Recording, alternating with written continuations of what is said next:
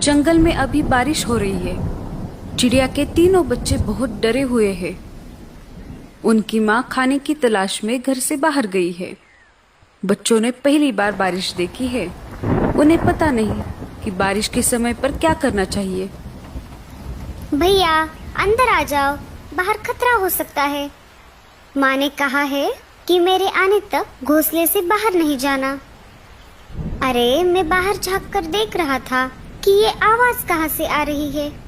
मैंने देखा कि आसमान से बहुत सारा पानी नीचे गिर रहा है। कुछ भी हो भैया, लेकिन तुम माँ के आने तक बाहर मत जाना। टीलू बाकी भाइयों से सबसे बड़ा और समझदार था। उस पर अपने छोटे भाइयों की देखरेख करने की जिम्मेदारी थी। अपने माँ का इंतजार करने के सिवाय बच्चे कुछ और कर भी नहीं सकते थे। इधर लाडो चिड़िया बारिश से बचने के लिए पेड़ की डाली पर रुकी हुई थी। उसे भी अपने बच्चों की चिंता हो रही थी। मेरे बच्चे ठीक तो होंगे ना? बारिश शुरू होकर भी बहुत समय हो गया है। मुझे जल्द से जल्द अपने बच्चों के पास जाना होगा। वो बहुत डरे हुए होंगे। इधर बारिश रुकने का नाम नहीं ले रही थी। कालू कौवा तेज बारिश में अपने घोंसले की तरफ जा रहा था। तभी उसे लाडो चिड़िया एक पेड़ पर बैठी हुई दिखाई देती है। वो उसके पास चला जाता है। अरे लाडो, तुम यहाँ? तुम अभी तक घर नहीं गई? इसका मतलब तुम्हारे बच्चे घर पर अकेले होंगे। हाँ कालू भैया, मुझे मेरे बच्चों की बहुत चिंता हो रही है। लाडो, मैं तुम्हें डराना नहीं चाहता, पर तुम्हें बताना ये बहुत जरूरी है। सुना है एक खतरनाक चीलों का झुंड हमारे जंगल में घुस आया है। हाँ कालू भैया, मुझे ये बात पता है। जब मैं कल बुलबुल चिड़िया के घर गई थी, तब मैंने देखा कि एक चील बुलबुल चिड़िया के बच्चों को खा रहा था। बुलबुल घर पर नहीं थी, फिर भी एक बच्चा जीवित था। मैंने उसे बचाने की ठान ली। तब मैं उस चील के पास चली गई। अरे ओ चील, छोड़ दे उस बच्चे को, नहीं तो तेरा बहुत बुरा हाल होगा। चील को गुस्सा आ गया और वो मुझसे कहने लगा, अरे ओ चिड़िया, तुम्हारा दिमाग तो ठीक है ना? भाग यहाँ से। अगर मेरा पेट भरा हुआ नहीं होता तो मैं तुम दोनों को भी खा जाता। पर देख लेना, आगे चलकर तुम मुझे कहीं पर दिखाई दोगी तो मैं तुम्हें नहीं छोड़ूंगा। मैं तुम्हें उसी समय खा जाऊंगा और डकार तक नहीं लूंगा। ऐसा कहकर चील वहाँ से उड़ गया कालू भैया। तभी वहाँ पर बुलबुल चिड़िया आ गई। उसने देखा तो वो बहुत दुखी हो गई, क्योंकि चील उसके 2 बच्चों को खा चुका था। अरे ये क्या हो गया? मेरा तो सब कुछ लूट गया। ये सब किसने किया? मैं उसे नहीं छोड़ूंगी। अरे बहन, तुम्हारे बच्चों को चील ने खाया है।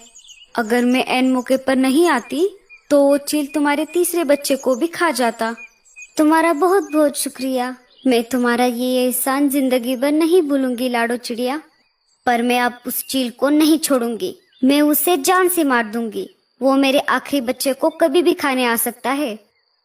अरे बहन, जल्दबाजी में गलत कदम मत उठाना। वो सिर्फ तुम्हारे बच्चों का ही नहीं, जंगल के बाकी पंछियों का भी शिकार कर रहा है। उसे हमें झांसे में फंसाना होगा और फिर हम उसको उसके किए की सजा देंगे। बिना सोच विचार किए जल्दबाजी में फैसला लेना गलत बात है। ठीक है बहन, मैं कौन सा भी गलत कदम नहीं उठाऊंगी। अच्छा, तो ये सब हुआ था। बुलबुल चिड़िया के साथ तो बहुत बुरा हुआ।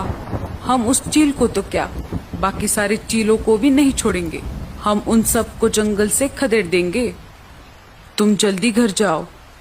हाँ कालू भैया, बारिश रुके या ना रुके, मुझे कैसे भी करके मेरे बच्चों के पास जाना होगा। ठीक है लाडो, मैं चलता हूँ। कालू वहाँ से निकल जाता है।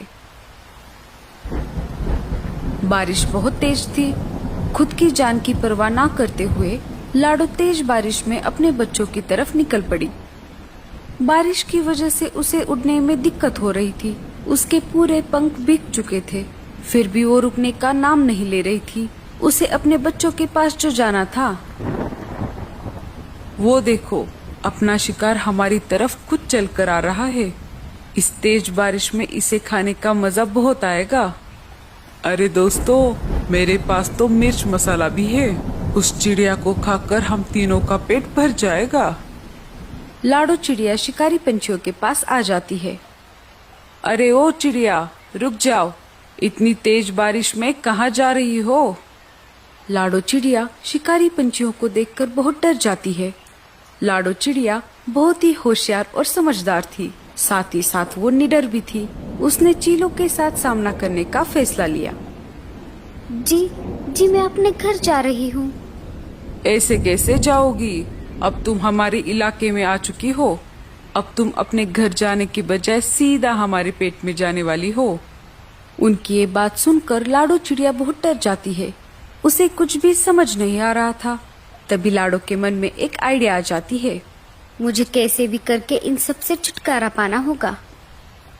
अरे भाइयों, आप मुझे कैसे खा सकते हो? मुझे पहले से ही किसी ने खाने के लिए रिजर्वेशन करके रखा है।